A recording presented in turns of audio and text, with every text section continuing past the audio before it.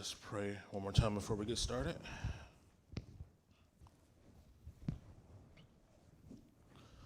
Father, which art in heaven, again, just to thank you for allowing us to be here today, Lord.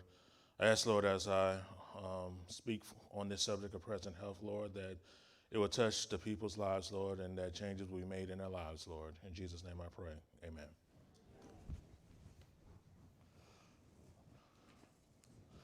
Good afternoon and happy Sabbath.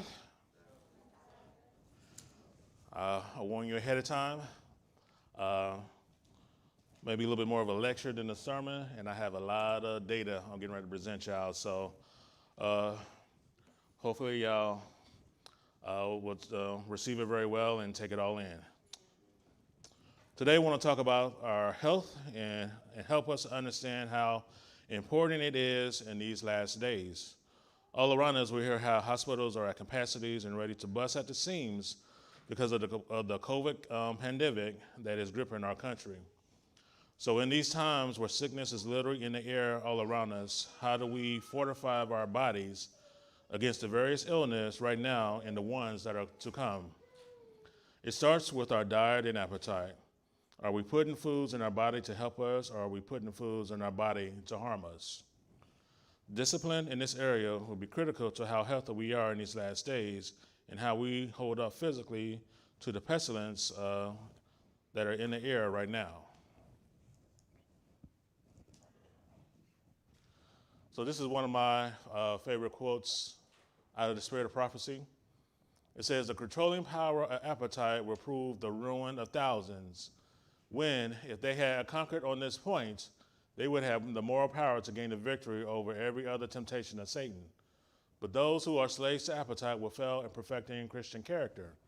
The continued transgression of man for 6,000 years has brought sickness, pain, and death as its fruits.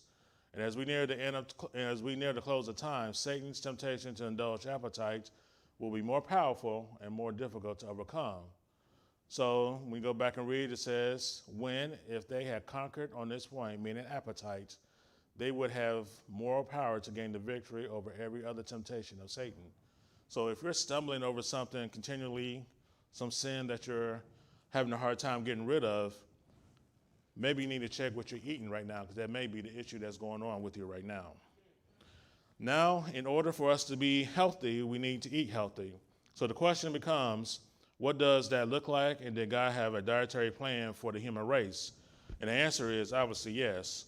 Let's read the following. I want to read Genesis 1:29, and then we're going to read Genesis 1:18.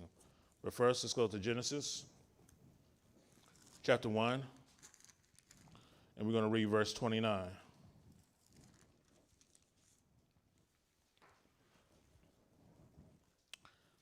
And it says, I hear a couple more pages turning. All right. And it says, God said, "Behold, I have given you every herb bearing seed, which is upon the face of all the earth, and every tree in which the fruit of a tree yielding seed, to you shall it be for meat." And that means for food and not actual meat. And then we're going to read Genesis 3, verse 18. "Thorns also and thistles shall it bring forth to thee, and thou shalt eat the herb of the field." So what does this look like when we say it terms today? "Behold, I have given you every herb, a plant without a strong woody stem or trunk, bearing seed," is generally understood to mean grains, and we're talking about wheat, oats, corn, rice, rye, barley, millet, etc. We have seeds, which are sunflower seeds, pumpkin seeds, sesame seed, etc. Legumes, soybeans, kidney beans, lentils, split peas, and peanuts. And other foods containing seeds, some of which are vegetables today: eggplant, bell pepper, pumpkins, cucumbers, tomatoes, okra, squash, melons, and etc. "In every tree, plant with a strong woody stem, such as a shrub, bush, or tree, in which is the fruit of a tree yielding seed." This is generally understood to mean fruits: orange, lemons, cranberries, apples, pears, mangoes, strawberries, dates, cherries, blueberries, bananas, coconuts, avocados, olives, and etc., and nuts. almonds, pecans, cashew, walnuts, chestnuts, pine nuts, and Brazil nuts. In Genesis 3:18, this is generally understood to mean leafy, flower, or root vegetables. Lettuce, spinach, parsley, fennel, beets, Brussels sprouts, watercress, broccoli, cauliflower, carrots, turnips, potatoes, garlic, and onions. This was very wise on God's part because many of the vegetables contain medicinal properties that are necessary to sustain us in a sinful, polluted world. So what you need to understand is that Genesis 3:18 happened after men had sinned. So after men had sinned, we needed these vegetables. We needed vegetables to help us to help heal our bodies. Before men sinned, we didn't have vegetables for the most part. We just had nuts, grains, fruits, and of those things. So it's something to keep in mind. Meat eating was never designed to be part of the human race's consumption. So if this wasn't, where did meat eating come from? So again, let's go to our Bibles. Let's go to Genesis. We're going to go to Genesis chapter 7 and verse 2. Genesis chapter 7 and verse 2.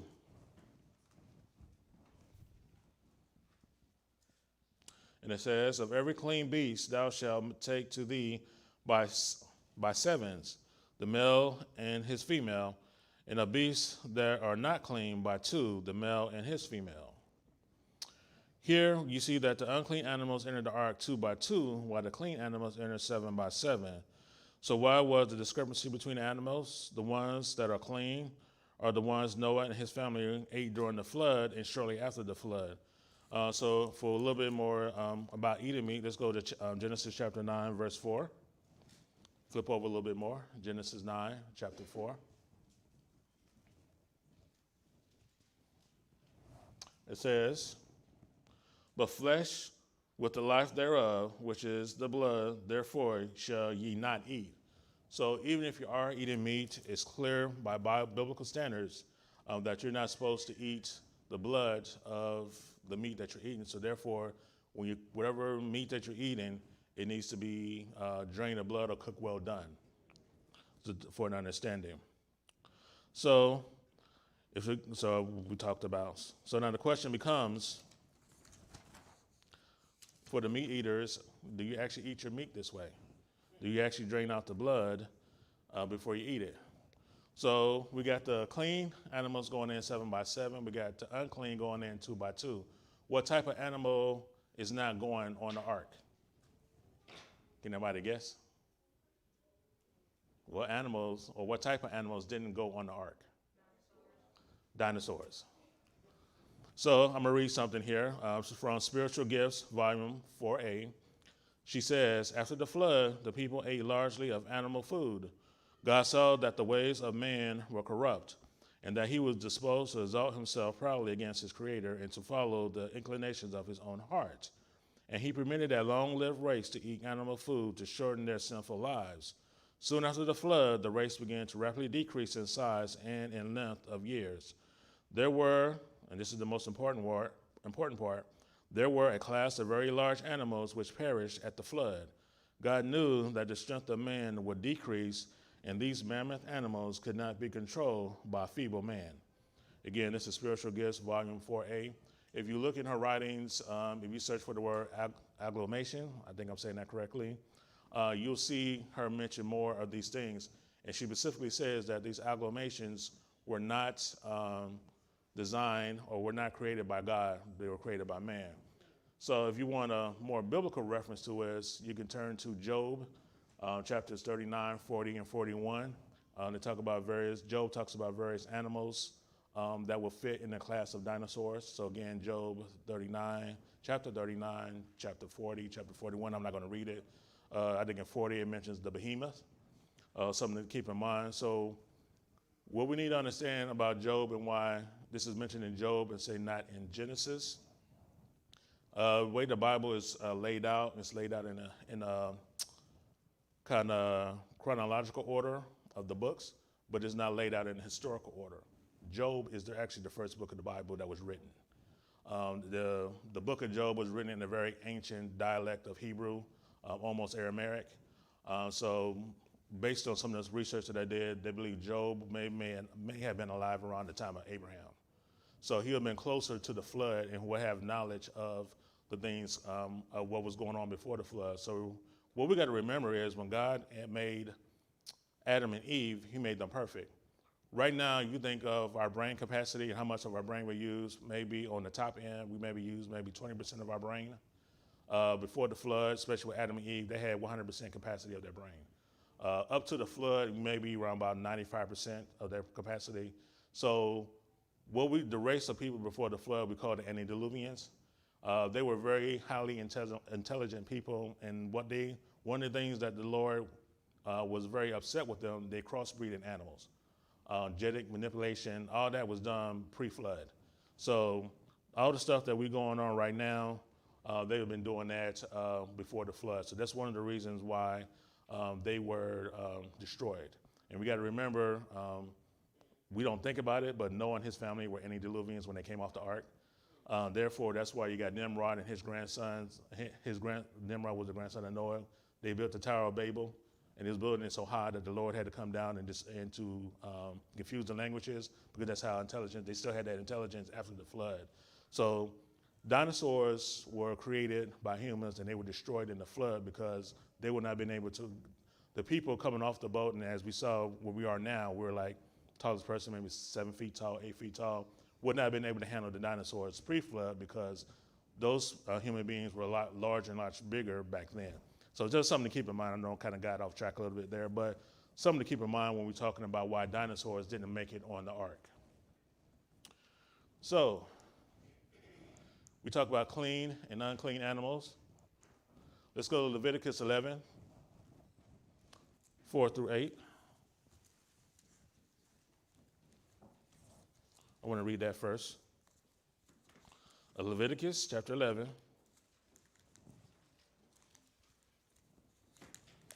We're going to read verses 4 through 8.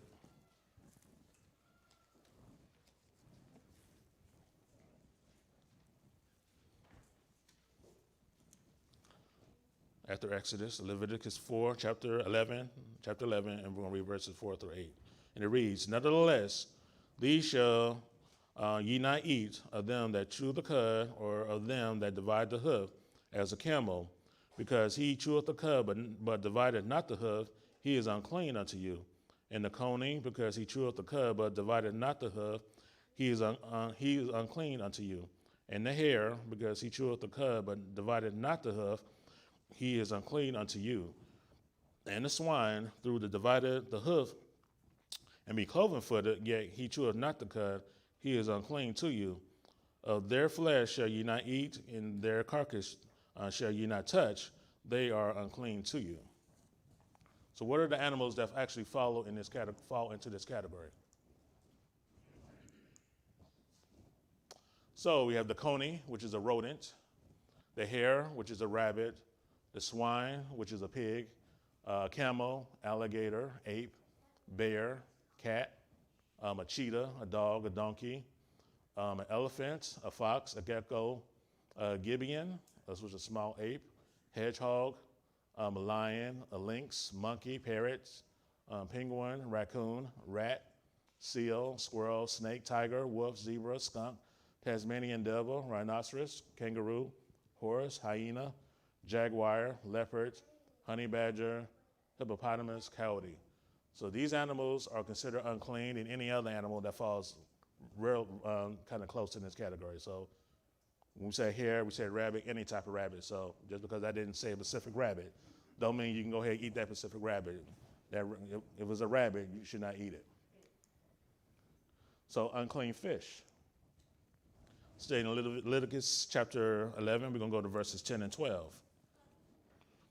And it says, "All that have not fins and scales in the seas and in the rivers, of all that move in the waters, and of any living thing which is in the waters, they shall be an abomination unto you. They shall be even an abomination unto you. You shall not eat of their flesh, but ye shall have their carcasses in abomination. Whatsoever hath no fins nor scales in the water, thou shalt be an abomination unto you." So what falls into this category? Catfish, clam, eel, lobster, scallop, shark, starfish, turtle, x-ray, fish, dolphin, bullhead, European turbot, marlin, paddlefish, stickleback, squid, which is calamari, if you didn't know, sturgeon, which is caviar, swordfish, abalone, I think, crab, crayfish, mussel, prawn, oyster, shrimp, cuttlefish, jellyfish, limpet, octopus, otter, porpoise, and walrus and whale. As you can know, a lot of those are shellfish, and you wonder why people are allergic to shellfish today, because they're unclean animals that we're not supposed to eat. There's a show that I watch called Deadliest Catch, and they catch crab, king crab in the fall, and then they catch, I can't remember the one they catch in the wintertime.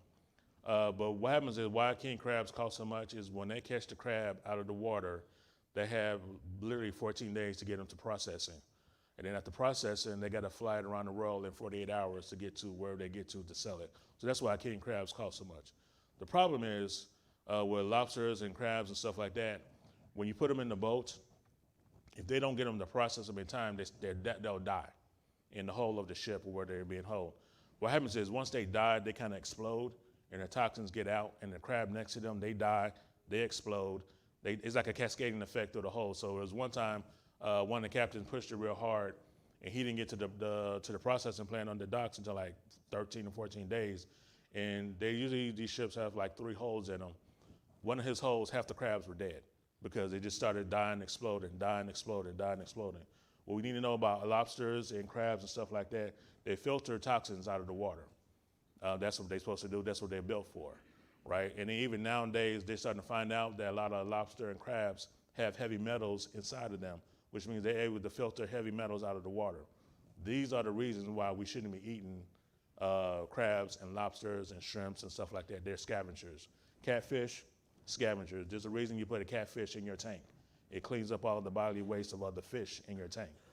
That's why you get a catfish. So you shouldn't be eating catfish. So if you're eating catfish, go ahead and stop. If you're eating shrimp, lobster, and crab, go ahead and stop, because this really is dangerous. And that's why a lot of people are allergic, because I'm allergic to shellfish. Found out when I was 5 years old, I had some shrimp, and my throat closed up on me within literally 5 minutes. So this is some very unclean animals, and this is why.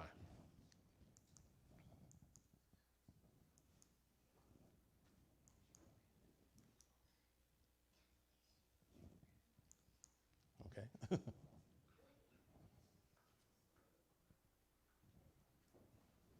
All right, unclean birds.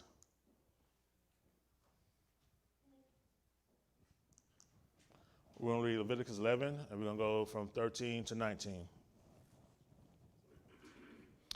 And it says, "And these are they which ye shall have an abomination among the fowls, and they shall not be eaten. They are an abomination, the eagle, and the ostrich, and the osprey, and the vulture, and the kite after his kind, every raven after his kind, the owl, and the nighthawks, and the cuckoo, and the hawk after his kind, and the little owl, and the cormorant, and the great owl, and the swan, and the pelican, and the gyre eagle, and the stork, the heron after her kind, and the lapwing, and the bat." So the albatross, the bittern, the buzzard, the concord, the coot, the cormorant, the crane, the crow, the cuckoo, the eagle, the flamingo, the grape, the grosbeak, the gull, the hawk, the heron, the kite, the lapwing, the loon, the magpie, the osprey, ostrich, owl, parrot, pelican, penguin, plover, rail, raven, roadrunner, sandpiper, seagull, stork, swallow, swift, vulture, water hen, and woodpecker. So all these are unclean birds that you should not be eating. I don't think I don't know anybody eat most of these birds. Most of these birds are scavengers. Their bodies are set up, and the systems and enzymes in their bodies are specifically set up to eat dead animals and other things. And then I want to read Leviticus 11:21. It says, yet these may ye eat of every flying, creeping thing that goeth upon all four, which had legs above their feet to leap wherewithal upon the earth. So these are the clean birds that you're allowed to eat. The chicken, the dove, the duck, the goose, the grouse, the Gideon fowl, the partridge, the peafowl, pheasants, pigeon, prairie chicken, the pardomang, which is a bird up in Alaska, the quail, the seagon, the sparrow, and any other songbird, the swan, the teal, and the turkey. The swan, I was researching that. Some people say yes, some people say no on the swan. So just go ahead and say no. So why? We have the clean animals. The Bible says we have clean animals that we can eat. But as we know in this day and age, they're a disease. And if you knew how these things are supposed to be cleaned and how they're cleaned in the slaughterhouses, you probably wouldn't do it. So I'm going to give two examples from a show that I watched, another show I watched called Alaska Last Frontier. So this one, I'm going to give an example of how they killed a cow. First thing they do is make sure the cow is relaxed. If the cow is excited, that means adrenaline is running through their system. And when you kill it, that means adrenaline is in their meat. And that's something that you don't want to take or partake of when you kill a cow. So they make sure the cow is relaxed. They kill the cow. They hang the cow upside down. They slit the throat, and they drain out all the blood, which is like 5 gallons. And then they bury the blood. And then they cut the cow open. They skin the cow. And the thing they got to take in consideration on this, when they cut the intestines out, they had to cut it out a certain way so that the enzyme don't get on the meat. If it gets on the meat, it will destroy the meat within 30 seconds. So you have to cut out the enzyme in the heart and the stomach and all that very carefully. Then they skin the cow. And then what they do is once they have all the insides out and whatever in the skin, they have like a shack somewhere on the property that is secure and closed. And then they let it hang up with it cut in half, and they let it drain. The rest of the blood will drain out. So this is up in Alaska. This is what they do. They drain all the blood out before they eat it. So why would they do something like that? He said his father, back when they killed a cow, they didn't drain the blood right away. Flies got in, and then maggots, they laid eggs and maggots. And so when they ate it at the table, they was eating they're so crunchy, and it was the maggots. So that's why they cut. So now that's why they drain all the blood out. So the Lord says it for a reason. We just don't want to listen. But the Lord says, do not eat the blood, drain all the blood out before you eat it. This is the reason why he said that. Another example I'm going to give is I saw them kill a turkey on the property. So they get the turkey, they get this big pot of water, and they boil it until it's like boiling hot. So they dump the turkey in it. They already cut off the head. They got the turkey in it, and then pull the turkey out, and they pull the feathers out because it's easy to pull the feathers out like that. So then after that, they reached in to pull out all the intestines and stuff. And when she pulled out all the intestine, the poop and intestine just went everywhere on the bird. And I sat there and I watched that, and I was just like, I was done. I was done. When I saw that, I was just like, oh my goodness. And she said, yeah, that happens a lot. She said, that's why we had the water was still boiling. So that's why we dunk it back in the water for another 5 or 10 minutes. So it kills off the bacteria and stuff from the poop. And then we process the turkey. So think about it. When they pulling out the intestines and all that of a turkey or a chicken, do you really think they're worried about the poop spraying everywhere and they trying to clean it off? I think what they try to do is put bleach on it. But the bleach doesn't work that well depending on how soon they do it. So she said, yes, so because of that, we know this goes everywhere. We put it back in the boiling water and leave it in there for like another 5 minutes so it kills off all the bacteria. So if you're going to eat meat, this is how you're supposed to kill it. This is how you're supposed to eat it. This is how you're supposed to prepare it. After I saw that poop go everywhere, I was done. I was like, I don't want to deal with that because that was nasty. If y'all saw that, y'all would have been like, that was nasty. Spirit of prophecy says, when the message comes to those who have not heard the truth of this time, they will see that a great reformation must take place in their diet.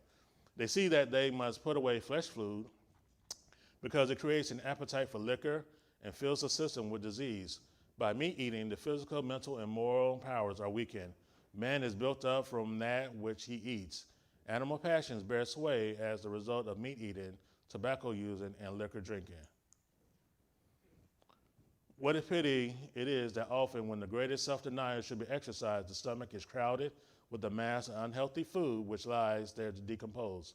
The affliction of the stomach affects the brain. The imprudent eater does not realize that he is disqualifying himself for giving wise counsel, disqualifying himself for laying plans for the best advancement of the work of God. But this is so. He cannot discern spiritual things, and in council meetings, when he should say yea and amen, he says nay. He makes propositions that are wide of the mark. The food that he has eaten has beyond his brain power. So now that we've kind of laid the biblical reasons why we shouldn't be eating these certain things, I'm going to go into this is where we're getting into a lot of facts and things. So first to start off, reporting in the archives of internal medicine, lead author Pan studied more than 120,000 doctors and nurses enrolled in 2 large studies that tracked the health professionals' eating and lifestyle habits, as well as their health outcomes, including the incident of heart disease, stroke, cancer, and death, and this was over a 22-year period.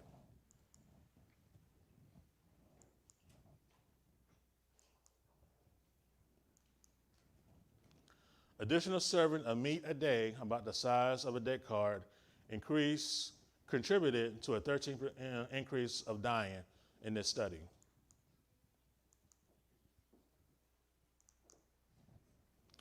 Adding servings of processed red meat a day, a hot dog, or 2 slices of bacon increased the risk of dying during the study period by 20%.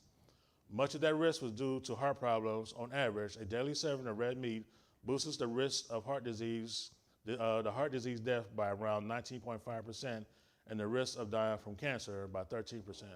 So just by eating an additional serving of red meats or mainly processed meat, your chance of dying goes up by almost 20%.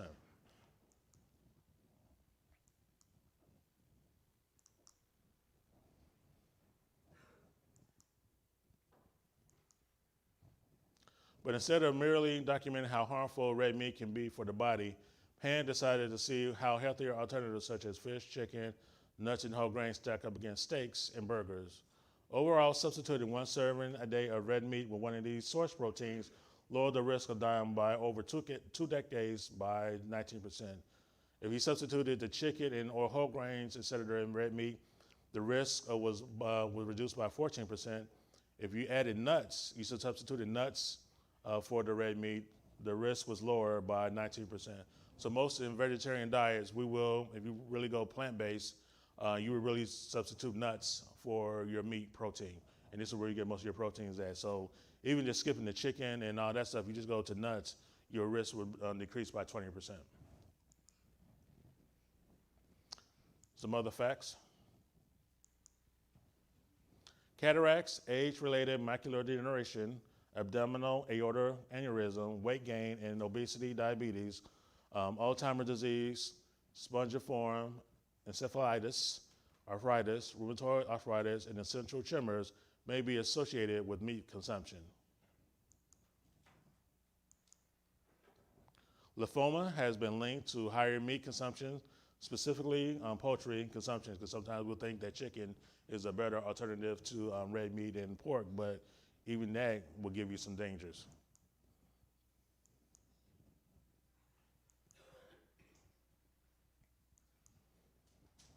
Saturated fat intake, found primarily in cheese, chicken, ice cream, and desserts, has been linked with an increased risk of dying from breast cancer.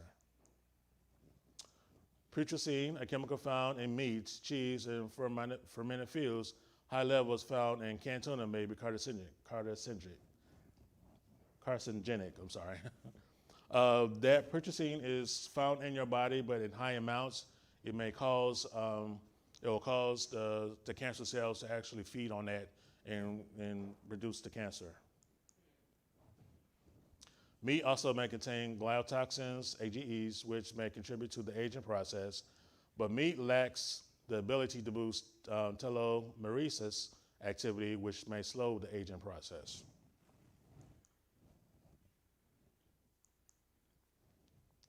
Other contaminants that can be found in meats, fish, and eggs are PCBs, dioxins, ammonia, and fast food, antibiotic steroids, drug residues, E. coli, banned pesticides, and industrial carcinogens. Poultry workers also have higher risk rates of many diseases, thyroid conditions, schizophrenia, among autoimmune neurological disorders such as myasthenia gravis, thought to be due to exposure to poultry viruses and microorganisms at increased rates. So when you look at these poultry farms and some of the stuff that they do, these chickens they'll say they're cage-free, but they'll have them in the barn, and they'll be enclosed in this barn, have the doors shut, and people will be in there, workers will be in there all day. So you be in there all day, you tend to pick up some of their diseases that they're carrying.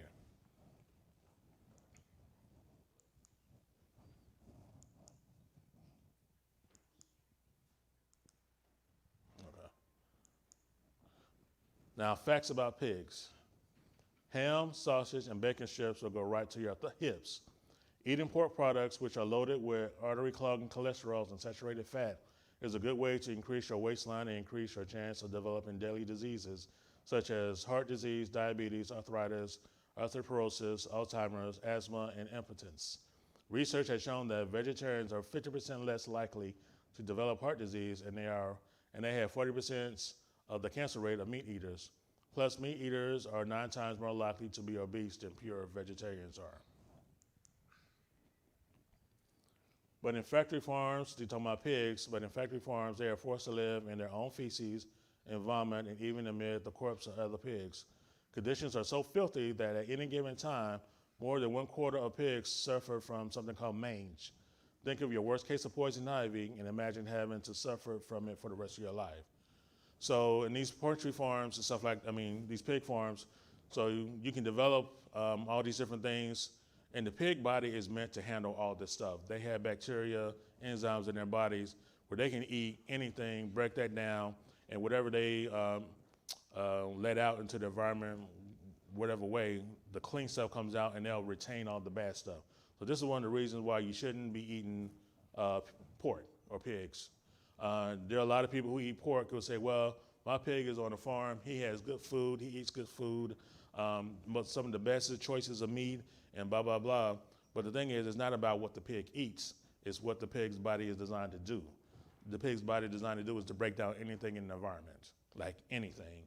Carcasses, like I said, feces, vomit, whatever a pig can eat, it can break down. And those type of enzymes and stuff are not supposed to be in our body. So what's the main thing we talk about with pigs feeds and stuff like that, chitlins and stuff like that? All that stuff is not supposed to be in your body because it's an extreme danger of that enzymes getting in your body and then breaking down the stuff in your body. And then you also have to understand, I don't have it up here, but they have a certain little worm that's inside the pig also. You eat that, I can't say the word, I know it starts with trichina, okay, trichina. There's a worm, a tiny worm that's in your body, in a pig's body. When you consume that, it gets in your body and it gets in your joints. So that's when you start getting arthritis. So you eat pork a lot and you start having arthritis or joint problems, it may be that those worms are in your joints messing up things. So you are not supposed to be eating pork. If you are, stop today. If you have it in your refrigerator at home, throw it away. And that goes for the people out on social media, on live stream, whatever. If you got pork in your refrigerator, throw it out right now because you're not supposed to be eating that. A pig farm with 5,000 animals produces as much fecal waste as a city of 50,000 people. In 1995, 25 million gallons of putrid hog urine and feces spilled into a North Carolina river and immediately killing between 10 and 14 million fish. To get around water pollution limits, factory farms will frequently take the tons of urine and feces that are stored in cesspools and turn it into liquid waste that they will spray in the air. This manure-filled mist is carried away by the wind and held by people who live nearby. So I watched a documentary, it was a long time ago, and it wasn't dealing with pigs, it was dealing with cows. And what they was doing was they were taking their urine and their feces and they were storing it in pools and containers underneath the ground. And they was reusing it as fertilizer to get back to the plants in the near field. So I'm like, okay, why are we doing that? So then one of the guys who was filming, the guy on the farm took him to one of the pools where, so before he can open up the thing, he had put on like a full hazmat suit. So he said, if I don't put this on, as soon as I open it, the first whiff, because it's so concentrated, he said the first whiff of that would kill me instantly. So I had to put on a full hazmat suit just to open it up so I can show you what's going on. So the guy, Pooh was over there. The guy with the camera was just like, he was over here somewhere, but he opened it up and then he said, yeah, we take this and then we'll take it and we'll use it as fertilizer to the other stuff. I was like, I don't want that in my vegetables and stuff like that. If just you smelling it kills you instantly, why would I want that in my food? So again, quote unquote, unshamed plug, you should have a backyard garden. So you're going to deal with stuff like that. So, another fact, extremely crowded conditions, poor ventilation, and filth in factory farms cause rampant disease in pigs that 70% of them have pneumonia by the time they're sent to the slaughterhouse. In order to keep pigs alive in conditions that will otherwise kill them to promote unnaturally fast growth, the industry keeps pigs on a steady diet of the antibiotics that we depend on to treat human illness. This overuse of antibiotics has led to the development of superbacteria, or anti-resistant bacteria strains. The ham, bacon, and sausage that you're eating may make the drugs that your doctor prescribes the next time to get you sick completely ineffective. So something to keep in mind when you're eating pork. Of all the meat that people consume, pork is one of the most difficult to digest, according to the Advanced Nutrition of Human Metabolism. So, fish takes about 45 minutes for your body to digest. Fruits and vegetables are a lot faster than that.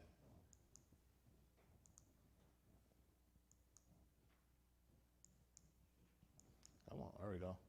Chicken, 1.5 hours. Turkey takes 2 hours to digest. Beef, 3.5 hours. Pork takes 5 hours to digest in your system.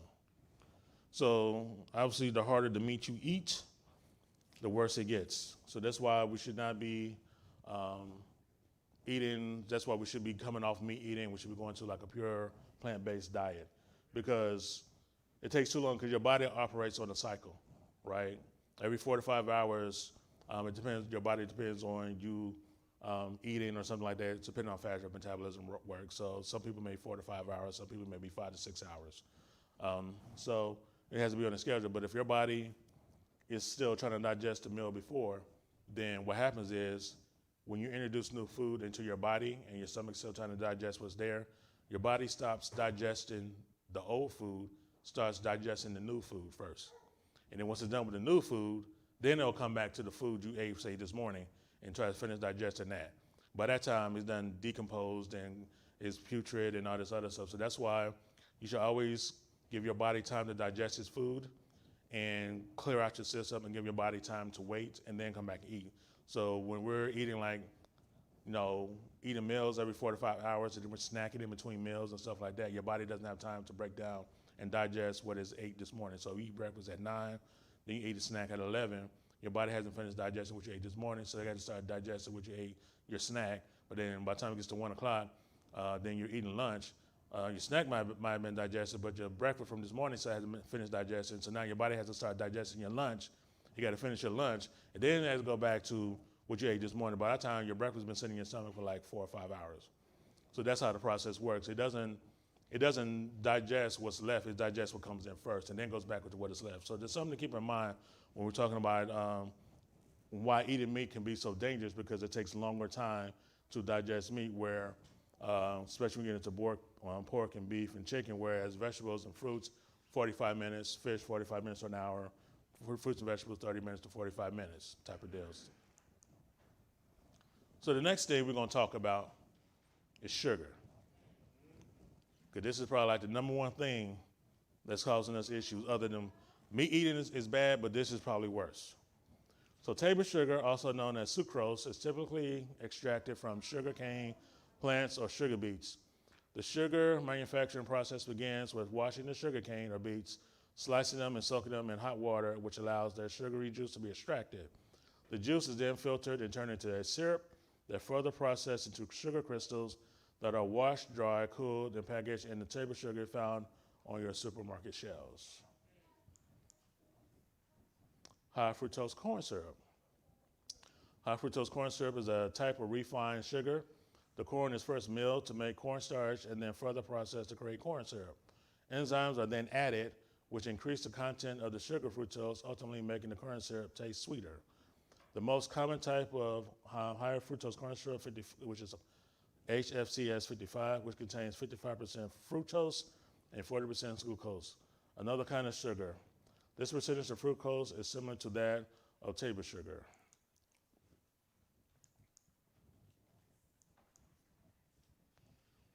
These refined sugars are typically used to add flavors to foods, but can also act as a preservative in jams and jellies or help foods like pickles and breads ferment. They are also often used to add bulk to processed foods like soft drinks and ice cream. So high fructose corn syrup, is like the real big thing now. In most foods, people try to say they don't have it in their foods anymore, but make sure you read the label. Because they'll say, we don't have high fructose corn syrup in our product, but then you're gonna read the label, they have corn syrup, which is the same thing. So you gotta be careful about and make sure that you're reading the labels, because there are some, so if you have like just plain sugar in your food, that's better than having high fructose corn syrup in your foods. A lot of places you will see this in your breads, you will see it in your condiments, ketchup, mustard, mayonnaise, stuff like that. You will find high fructose corn syrup. So what are the issues with sugar? Can cause weight gain. It says rates of obesity are rising worldwide, and added sugar, especially from sugar-sweetened beverages, is thought to be one of the main culprits. Sugar-sweetened drinks like sodas, juices, and sweet teas are loaded with fructose, a type of simple sugar. Consuming fructose increases your hunger and desire for food more than glucose, the main types of sugar found in starchy foods. Additionally, excessive fructose consumption may cause resistance to leptin, an important hormone that regulates hunger and tells your body to stop eating. In other words, sugary drinks don't curb your hunger, making it easy to quickly consume a high number of liquid calories, thus can lead to weight gain. Research has consistently shown that people who drink sugary beverage such as soda and juice weigh more than people who don't. Also, drinking a lot of sugar-sweetened beverages is linked to increased amounts of visceral fat, a kind of deep belly fat associated with conditions like diabetes and heart disease. So basically, one of the first things, weight gains, one of the things I talk about is soda and sugary drinks. So the main thing that you should be consuming as far as liquid on a daily basis is water. Water should be the main thing that you consume throughout the day. For me, I think I did some research, I think I consume or take in around 80 to 90 ounces of water a day, somewhere in that area. I go work out, I drink 20 ounces, I come home, I mix a supplement with 10 ounces of water, and then I consume another 60 ounces throughout the day. So my main consumption of liquid throughout the day is water. I may have a glass of juice maybe towards the evening or something like that, but it's not a lot. So that's where we need to be as far as how we drink and how we consume liquids. Water should be like the main thing that we drink throughout the day, to the point where we're used to drinking water and we really don't want to go get sugary drinks. That's where we should be at in our drinking. May increase your risk of heart disease. High sugar diets have been associated with an increased risk of many diseases, including heart disease, the number one cause of death worldwide. Evidence suggests that higher sugar diets can lead to obesity, inflammation, and high triglycerides, blood sugar, and blood pressure levels, all risk factors for heart disease. Additionally, consuming too much sugar, especially from sugar-sweetened drinks, has been linked to atherosclerosis, a disease characterized by fatty artery clogging deposits. A study in over 30,000 people have found that those who consume 17 to 20% of calories from added sugar have a 38% greater risk of dying from heart disease compared to those consuming only 8% of calories from added sugar. Just a 16-ounce can of soda contains 52 grams of sugar, which equates to more than 10% of your daily calorie consumption based on a 2,000-calorie diet. That means that one sugary drink a day can already put you over the recommended daily limit for added sugar. So we're talking about 16 ounces, but what do? We usually go to Quick Trip, we get the Big Q, which is about 30 ounces, and we knock about 2 of those off in a day easily. So you can see just at 16 ounces, we're already over our daily limit, but we go to Quick Trip or 7-Eleven, get a Big Q, and we're grabbing a 30-ounce cup, and then we're over our limit of how much sugar we're supposed to be taking in during the day. Have been linked to acne. A diet high in refined carbs, including sugary diets and drinks, have been associated with higher risk of developing acne. Foods with a glycemic index, such as processed sweets, raise your blood sugar more rapidly than foods with a lower glycemic index.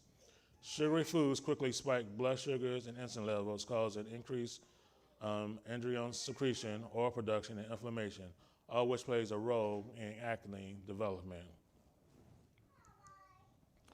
Increase your risk of type 2 diabetes. The worldwide prevalence of diabetes has more than doubled over the last 30 years. Though there are many reasons for this, there is a clear link between excessive sugar consumption and diabetes risk. Obesity, which is often caused by consuming too much sugar, is considered the strongest factor for diabetes. What's more, prolonged high sugar consumption drives resistance to insulin, a hormone produced by the pancreas that regulates blood sugar levels. Insulin resistance causes blood sugar levels to rise and strongly increase your risk of diabetes. A population study comparison over 175 countries found that the risk of developing diabetes grew by 1.1% for every 150 calories of sugar, or about 1 can of soda consumed per day. Other studies have shown that people who drink sugar-sweetened beverages, including fruit juice, are more likely to develop diabetes. So a person who suffers with diabetes, I'm a diabetic, I can tell you that, as I begin to drink more water, I can see that my levels and all that stuff, and I feel a lot better because I'm drinking more water and less sugar in my drink. Fruit juices are fine. You just need to make sure that with your fruit juices that you have, especially if you have a juicer, that's fine, or blend it up, make sure that the rind is still in there with the juice, with the fruit, right? So, for instance, with orange juice, if you can get orange juice, ideally make your own orange juice, but if you get it from the store, make sure you have the pulp with it. And that's the fiber. The pulp is what's important. The fiber was important. With fiber and sugar binds to fiber in your system and prevents the sugar from being absorbed into your system when you have fiber. So that's why when you eat fruits naturally, your blood sugar doesn't spike, because you're eating an apple with the skin.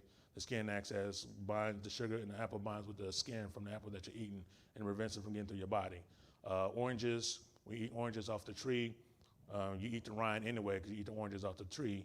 The rind binds with the sugar in the oranges when you're consuming it, and it prevents the sugar from being absorbed in your body. That's why you hear a push all the time about making sure that you have enough fiber in your diet, because that's what the fiber does for you.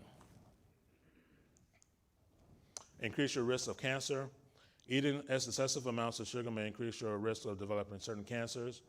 First, a diet rich in sugary foods and beverages can lead to obesity, which significantly raises your risk of cancer.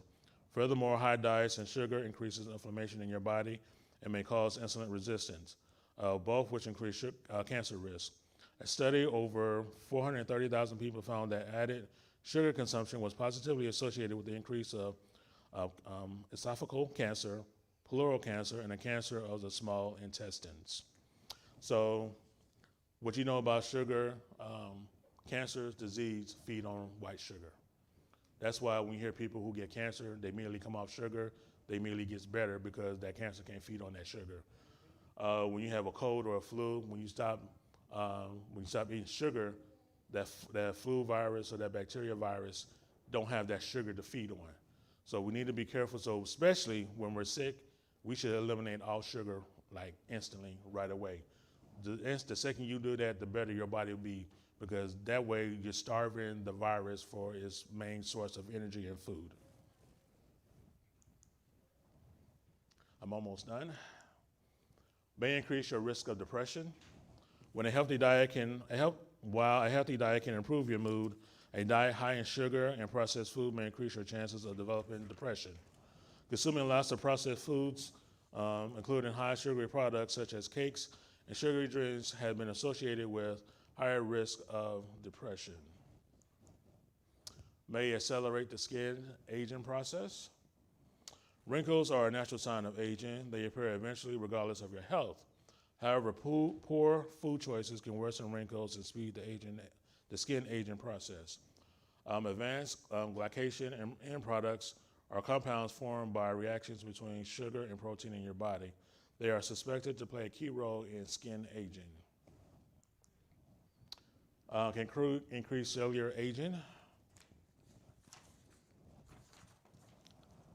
Telomeres are structures found in the end of chromosomes, which are molecules that hold part or all your genetic information.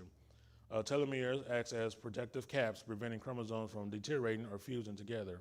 As you grow older, telomeres naturally shorten, which causes cells to age and malfunction.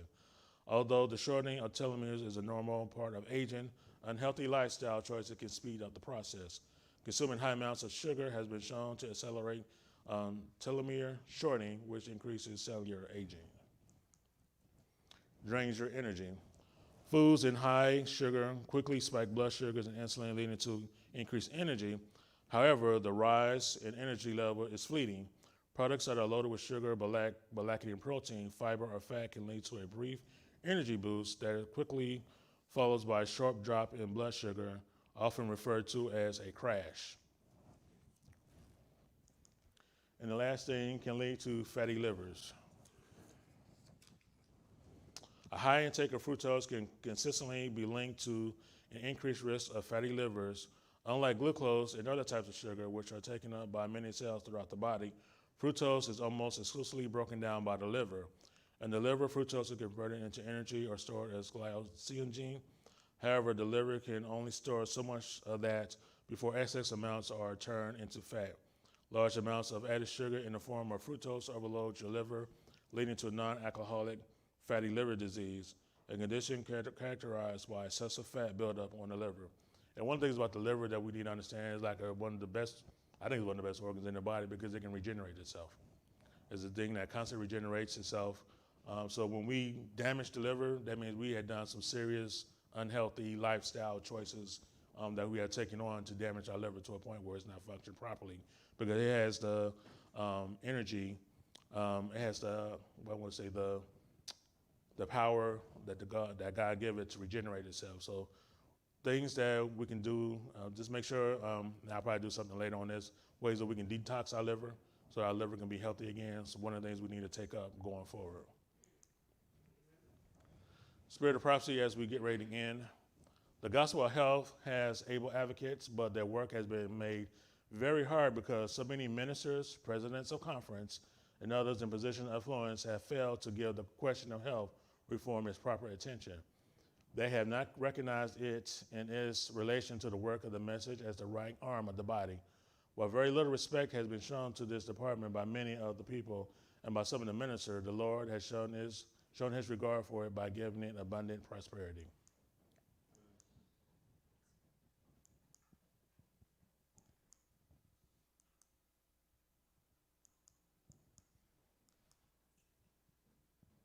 Okay, hold on. Okay. When properly conducted, the health work is an entering wedge, making a way for other truths to reach the heart.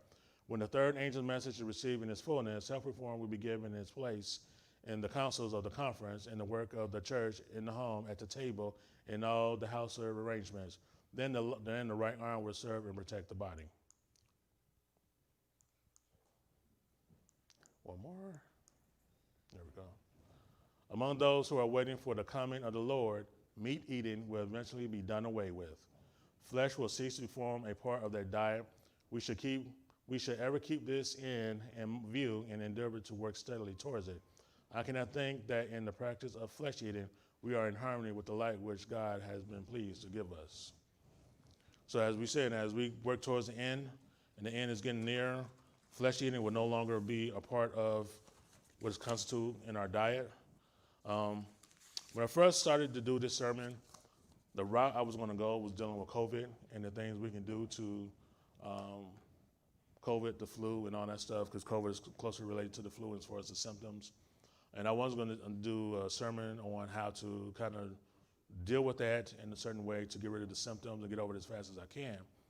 But I was going through my notes and stuff like that. One thing I think the Lord has shown me was, I can tell you about turmeric and taking that, and I can tell you about lemon water, I can tell elderberry syrup, I can tell you about golden seal. I can do all this stuff to get you to relieve yourself of the flu or COVID, But if you're not living a healthy lifestyle to begin with, you're just going to turn around and get it again because the underlying condition of what's going on is what's allowing you to get sick over and over and over again. So if you're like this maintenance disease, diabetes, heart disease, and stuff like that, if you're not getting that under control and living a healthy lifestyle that way, then it doesn't matter what stuff I can give you to get rid of the symptoms of COVID or the flu or pneumonia because you're living an unhealthy lifestyle. So yeah, it'll get rid of it in the short term, but you'll get it again because you're more susceptible to that when you have that. So we look at COVID and what's going on with it right now. You're starting to see a line of distinction of what's going on. People who are usually healthy and who get COVID usually get over it or maybe asymptomatic where they're not showing any kind of symptoms or anything like that. But if you got an underlying disease like heart disease, diabetes, asthma, and stuff like that, you're getting sick. And it's, in a lot of cases, depending on how bad your underlying maintenance disease are, it's taking you out. Because now your body has to fight two different things. It has to fight you living an unhealthy lifestyle and dealing with the high blood pressure and high cholesterol and stuff like that. So it's dealing with that, and now I got COVID on top of that, then a lot of times your body can't keep up because your body is already weakened from fighting the maintenance diseases over 20 years because you decided not to live properly for 20 years. So what we need to do if we really want to be healthy, if we want to be make sure that we're not susceptible to getting COVID, then make sure if we are diabetic, let's make sure we're living a healthy lifestyle so we're not diabetic anymore. If we got heart issues or we got heart disease or we got our cholesterol is high, let's make sure we're eating foods and being healthy so those things are taken care of so then our body is strong enough to fight off a COVID or a flu or a pneumonia. But right now, we're not living a healthy lifestyle. We're just eating whatever. I told you different ways how meat should be, if you're still eating meat, how it should be killed or cleaned. But let's be real. We go to the grocery store, we don't care how that thing was killed or cleaned. We just take it in, and then we wonder why we're sick and 2 days later. Most of the people, a lot of these shows I'm watching, subsistence lifestyle type people, they say they wouldn't eat nothing from a grocery store, no kind of meat from a grocery store, because they don't know how it was killed. They don't know what was done to it. One guy, he does cows. His thing is, he only eats healthy cows. Like when the cows died on his farm, got sick and then died over his farm, like over a couple of day period, he wouldn't even touch it. He had one of his neighbors come get the cow because they were going to cut the cow up and use it for, his neighbor had like a dog sled team. And they used the meat for the dog sled. But that was his cow. He raised it for like 15 years, but it died. He didn't know how it died. So he didn't even touch it. Like he just stood up against a tree, hand in his pocket, and the neighbor just came in, loaded on. He didn't even load it onto the trailer for the neighbor. The neighbor had to operate the equipment to get it onto the trailer and then took the cow on. He didn't even touch it. And his wife was like, he does not touch anything. If he doesn't know how it died, he doesn't touch it whatsoever because you don't know what disease may have been affected by that thing. So they said they don't eat any. They wouldn't eat any meat coming out of a grocery store because they don't know how it was killed or how it was slaughtered. So that's why. But we don't pay attention to that. We just go on and do what we want to do. And these people don't know nothing about spirit of prophecy, Ellen White, health reform, and nothing like that. They just know what they know from their experience. And they telling us, the Bible's telling us, Sister White's telling us, some people that live successful lifestyle, they're telling us, and we still doing the same old thing. We're not paying attention. We're going to the grocery store, we're eating fried chicken, all this fried food and stuff, and then wonder why we're susceptible to getting sick all the time, why we got high cholesterol, why our arteries are clogged, why we got to get heart surgery and stuff like that because of our lifestyle and how we eat it. It's time to get this under control. It's time to be disciplined. It's time to be adults. It's time to be disciplined about what we're eating because in the end, us being disciplined about our health and our lifestyle is what's going to get us through these last days, not medicine from the doctor or the vaccine from whoever, whatever it may be. If we do what we're supposed to do as individuals, right? If we do what we're supposed to do as individuals, eat healthy, follow what the Bible has prescribed for us, then we'll be in a better position to fend off any other pestilence that's coming, and we know more pestilence is coming. COVID is just the shot over the bow to see how people react and see what they're going to do. We know more stuff is coming. Let's make sure our bodies, and we're doing what the Lord have us to do, so we're healthy going into 2021. So I want to do something real quick. If your prayer is that your eating habits will change and that you want to, that the Lord will give you the discipline needed to change your eating habits to be more physically active, exercise and stuff like that, I want you to come forward to the front, and I want to do a special prayer before we begin.